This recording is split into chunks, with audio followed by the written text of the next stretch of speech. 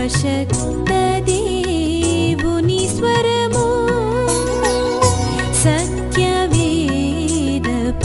సారము. సత్యాన్వేషకులందరికీ మరోసారి సత్యవేదమైన బైబిల్ గ్రంథ పరిశోధనకు స్వాగతం పలుకుతున్నాం. ప్రియులారా, రండి. ఆదికాండం 12:1. యెహోవా, నీవు లేచి నీ దేశము నుండి, నీ బంధువుల యొద్ద నుండి, నీ తండ్రి ఇంటి నుండి బయలుదేరి నేను నీకు చూపించు దేశమునకు వెళ్ళుము. ప్రియులారా, దేవుడు అబ్రహాముతో పలికిన మాటలు ఇవి. ఇంతకు మునిపే నేను విన్నవించాను. భూమి మీద దేవుడు తన కుమారుణ్ణి పంపించి లోకరక్షకునిగా అవతరింపజేయడానికి ఒక ప్లాట్ఫామ్, ఒక హెలిప్యాడ్ లాగా, ఒక విమానాశ్రయం లాగా ఒక జనాంగము దేవునికి కావలసి వచ్చింది. ఎక్కడ పడితే అక్కడ సృష్టింపబడిన పంచభూతాలను, ఇతర క్రిమికీటకాలను, పక్షులను, జంతుజాలాన్ని ఆరాధించే అజ్ఞానపు జనాంగాల మధ్య ఆ దేవదేవుడు అవతరించడానికి వీలు లేదు గనుక ముందుగానే ఒక జనాంగాన్ని దేవుడు సిద్ధం చేసుకోవాలి. ఆ జనాంగములో అవతరించాలి. ఆ జనాంగం సర్వభూలోకానికి కేంద్ర స్థానములో ఉండాలి అని దేవుడు సంకల్పించి ఆ నూతన జనాంగానికి మూల పురుషుడుగా అబ్రాము అనే ఈ వ్యక్తిని దేవుడు ఎంపిక చేసుకున్నాడు. ఈ అబ్రాహాము జీవితంలో నుండి మనము నేర్చుకొనగలిగిన పాఠాలు అసంఖ్యాకంగా ఉన్నాయి. ప్రియులారా, మొట్టమొదటి విషయం ఇక్కడ మనము గమనించవలసిన ముఖ్యమైన సంగతి ఏమిటంటే, అబ్రహాముకు దేవుడు ప్రత్యక్షమైనప్పుడు, అబ్రహాముతో మాట్లాడినప్పుడు, ఆ దేవుణ్ణి అబ్రహాము తెలుసుకున్నప్పుడు, అబ్రహాము ఆ దేవుని సంబోధించి పిలిచి మాట్లాడినప్పుడు ఆ దేవుని పేరు, అబ్రాముకు తెలిసిన పేరు ఏమిటంటే యెహోవా అనే పేరు. ఎల్షదాయ్ అనంటే సర్వశక్తిగల దేవుడు అనే పేరు. యావే, ఎల్షడాయ్, ఈ రెండు అబ్రహాముకు తెలిసిన విషయాలు. దేవుడు ఎలాంటివాడు అంటే ఆయన సర్వశక్తిగల దేవుడు. ఆయన వ్యక్తిగత నామం ఏమిటి అంటే వ్యక్తిగత నామము యెహోవా. హిబ్రూ భాషలో యావే అనే ఉచ్చారణ. దేవుణ్ణి యావేగా అబ్రాము పిలిచాడు, ఎరిగాడు, కానీ వేరొక పేరుతో కాదు. ఈనాడు ఆ అబ్రహాము దేవుణ్ణి మేము కూడా కొలుస్తున్నాం, ఆ అబ్రహాము దేవుణ్ణి మేము కూడా ఆరాధిస్తున్నామని ప్రపంచవ్యాప్తంగా ఉన్న కోట్లాది మంది ముస్లిం సోదరులు నమ్ముతున్నారు, ప్రచారం చేస్తూ ఉన్నారు. అందును బట్టి వారు అతిశయిస్తున్నారు, ఆనందిస్తున్నారు. మేము ఆరాధించే దేవుడు ఏదో చిన్న చితక దేవుడు, మానవులు కల్పించిన దేవుడు కాదు. మేము ఆరాధించే దేవుడు అబ్రహాము యొక్క దేవుడు, ఇబ్రహీం అలైహిస్సలాం, అబ్రహాం అనే మహాభక్తుని యొక్క దేవుడు ఆయన. అబ్రహాము యొక్క దేవుడే మా దేవుడని ముస్లిం సమాజం నమ్ముతూ ఉంది. ఇక్కడ ఒక ప్రాముఖ్యమైన ప్రశ్న తలెత్తుతుంది. అదేమిటంటే, దేవుని పేరును మార్చడానికి మనకు అధికారం ఉన్నదా అనేది ఒక ప్రాముఖ్యమైన విషయం. ఈనాడు అబ్రహాము దేవుడే మా దేవుడు అని చెప్పుకుంటున్న ముస్లిం సోదరులు దేవుణ్ణి అల్లాహ్ అనే పేరుతో పిలుస్తూ ఉన్నారు. అబ్రహాము దేవుడే ముస్లిం సోదరుల దేవుడైతే మరి అబ్రాము ఆ దేవుణ్ణి యాహ్వే అని పిలిచాడు. ఆయన సర్వశక్తిగల దేవుడు, ఎల్షడ్డాయ్ అన్నాడు. సరే, ఎల్షడ్డాయ్ అనే మాటను ఒక బిరుదముగా, ఒక వర్ణనాత్మకమైన మాటగా మనము పరిగణిస్తే అది పర్సనల్ నేమ్ కాదు అని అనుకుంటే, వ్యక్తిగత నామధేయం మాత్రం అబ్రహాం ఎరిగినంత వరకు యెహోవా అయి ఉండగా, ఈనాడు మనము వేరొక పేరుతో ఆ దేవుణ్ణి అల్లాహ్ అని పేరుతో పిలవవచ్చునా అనేది ధర్మ సందేహం, ధర్మ సంకటం. ఎవరిని తృణీకరించడం మా ఉద్దేశం కాదు, ఎవరిని విమర్శించడం మా పద్ధతి కాదు. కానీ దేవుని మార్గములో ధర్మబద్ధముగా నడవాలి, దేవుని మార్గాన్ని ధర్మబద్ధంగా ఉపదేశించాలి అనే ఒక సమర్పణ, కమిట్మెంట్, అంకిత భావం కలిగిన మేము ఈ ధర్మ సందేహాన్ని లేవనెత్తుతున్నాం, ఈ ప్రముఖ ప్రశ్నను లేవనెత్తుతున్నాం. దేవుని పేరును మనము మార్చవచ్చునా? అసలు నిజానికి అబ్రాము దేవుణ్ణి అల్లాహ్ అనే పిలిచాడు. కానీ ఈ యూదు ప్రజలు తమకు అప్పగించబడిన పరిశుద్ధ లేఖనాలను ఇశ్రాయేల్ ప్రజలు మార్చేశారు. గనక ఇప్పుడున్నటువంటి బైబిల్ గ్రంథం ఏది కూడా అది అధికారికము కాదు, ప్రామాణికము కాదు. తౌరాత్, జబూర్, ఇంజీల్ ఏది కూడా ఇప్పుడు మనకున్నది ప్రామాణికం కాదు. ఒరిజినల్గా ప్రప్రథమంగా దేవుడిచ్చినటువంటి ఆ పవిత్ర గ్రంథాలు ఏవి కూడా దేవుడు ఇచ్చినప్పుడు ఉన్నట్లుగా ఇప్పుడు లేవు. ఇశ్రాయేల్ ప్రజలు లేఖనాలను మార్చి పారేశారు అని ఒక ప్రచారం ముస్లిం సోదరులు చేస్తూ ఉన్నారు. లేఖనాలను వారు మార్చారు కాబట్టి ఆ లేఖనాలను మార్చే ప్రక్రియలో భాగంగా దేవుని నామధేయాన్ని కూడా మార్చేశారు అనే అపప్రథ ఉంది. ప్రియులారా, దేవుని నామాన్ని మార్చేంత దుర్మార్గుల ఇశ్రాయేలు ప్రజలు, అంత భక్తిహీనుల ఇశ్రాయేలు ప్రజలు. అసలు ఏ మతములోనైనా దేవుని మీద భక్తి కలిగిన వాడు తన దేవుని నామాన్ని మార్చడానికి ఇష్టపడతాడా? ఎవరైనా ఏ మతంలోనైనా భక్తులు తమ దేవత పేరును, తమ ఆరాధ్య దైవం యొక్క పేరును మారుస్తారా? మార్చరు కదా. ఆ దేవుని నామము కొరకు ప్రాణాలైనా అర్పించేస్తారు భక్తులు. ఇశ్రాయేలు ప్రజలందరూ కలిసికట్టుగా మూకుమ్మడిగా దేవుని పేరును మార్చేశారా? కొందరైనా భక్తులు లేరా? దేవుని పేరు మనం మార్చవద్దు అని న్యాయముగా వాదించేవారు ఎవరూ లేరా? అబ్రహామే కాదు, యెషయా, ఇర్మియా ఇలాంటి ప్రవక్తలందరూ 50 మంది ప్రవక్తలు యెహోవా అనే నామం, యాహ్వే యాహ్వే యాహ్వే అనే నామమే వాడారు. కానీ దేవుణ్ణి యాహ్వే అనే పేరుతోనే పిలిచారు. కానీ అల్లాహ్ అనే పేరుతో ఇర్మియా ప్రవక్త పిలవలేదు, దానియేలు పిలవలేదు, యెషయా పిలవలేదు, దావీదు పిలవలేదు.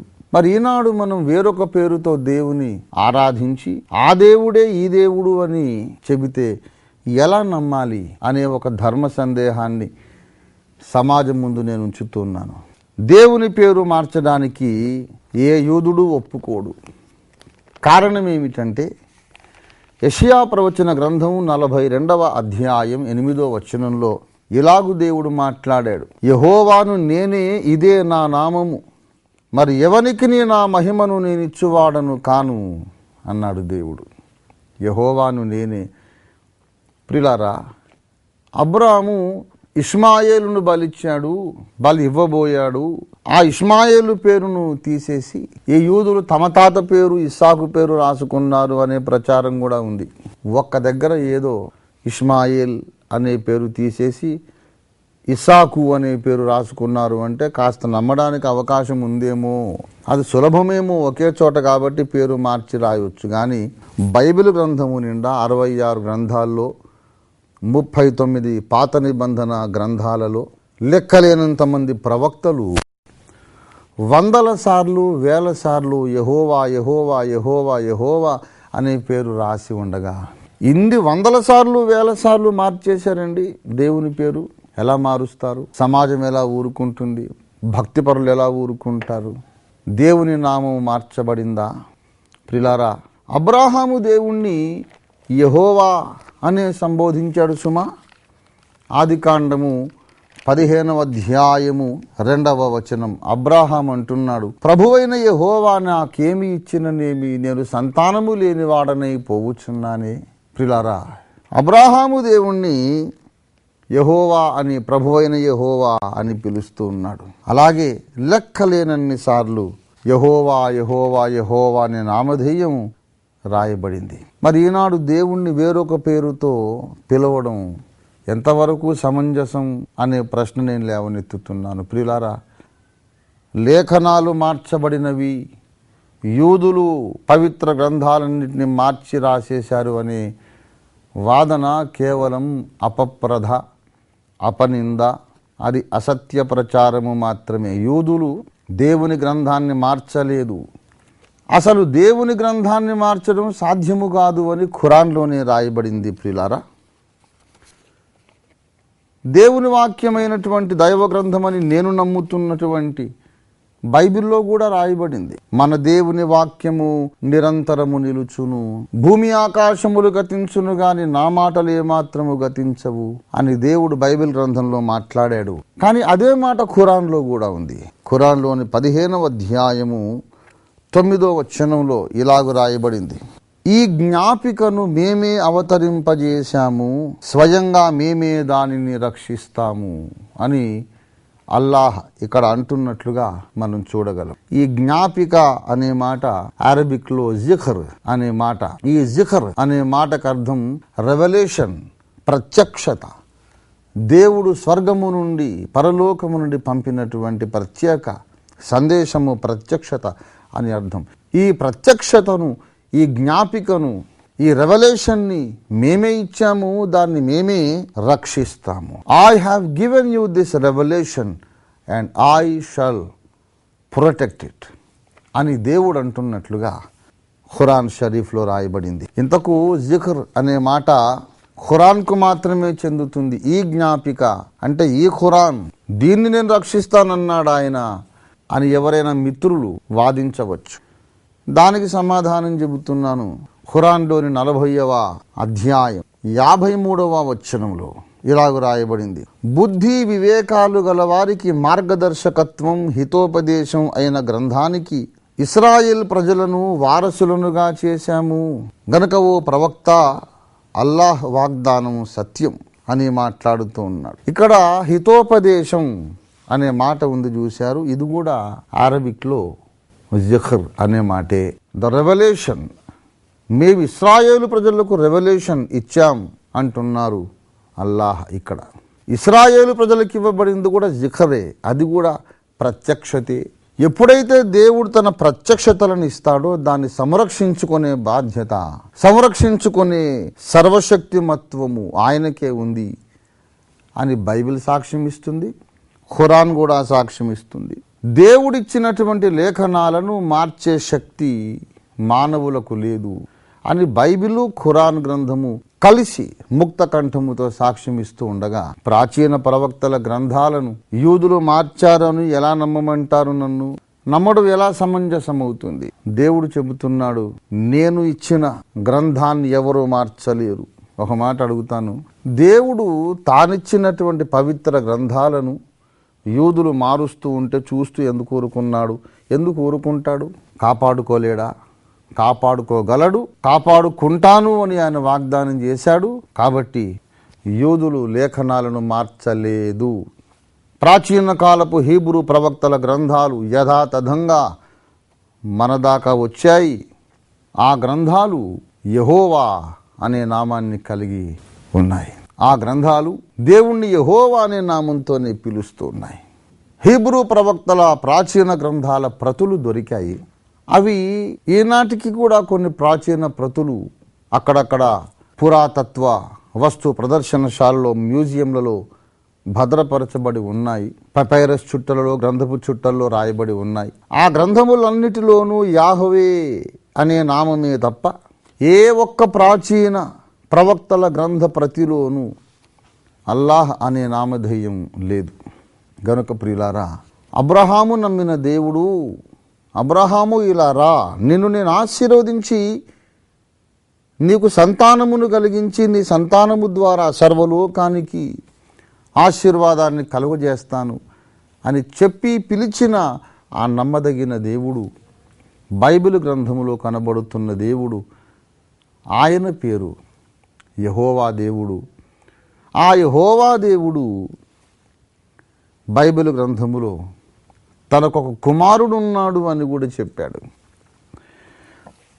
కుమారుణ్ణి ముద్దు పెట్టుకొనండి అన్నాడు ఆయన.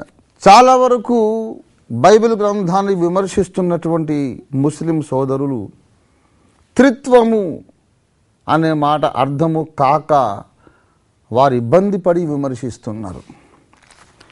దేవుడేమిటి, దేవునికో కుమారుడు ఉండడం ఏమిటి, దేవునికి కొడుకు ఎలా ఉన్నాడు అని ఆ సోదరులు అభ్యంతరం లేవదీస్తున్నారు. కానీ జిఖర్, ప్రత్యక్షత అనేది ఉంటే దాన్ని నేనే సంరక్షిస్తాను అని దేవుడు ఏ ప్రత్యక్షతలను గూర్చి, ఏ హీబ్రూ లేఖనాలను గూర్చి వాగ్దానం చేశాడో ఆ జిఖర్లో, ఆ ప్రత్యక్షతలో ఒక భాగమైన కీర్తనల గ్రంథము 2వ కీర్తనలో 12వ వచనంలో ఇలాగ రాయబడింది: కుమారుని ముద్దు పెట్టుకొనుడి, లేని ఎడల ఆయన కోపించును. దేవుడే చెబుతున్నాడు, నాకో కుమారుడున్నాడు అని. జికర్లోనే, ప్రత్యక్షతలోనే, దేవుడు కాపాడిన ప్రవక్తల గ్రంథములోనే రాయబడి ఉంది. 2వ కీర్తన 7వ వచనంలో యెహోవా నాకు ఇలాగు సెలవిచ్చెను, నీవు నా కుమారుడవు, నేడు నిన్ను కని ఉన్నాను. God has got a generic son, a begotten son. దేవుడు ఎలా కంటాడు అనేది ఒక మర్మము.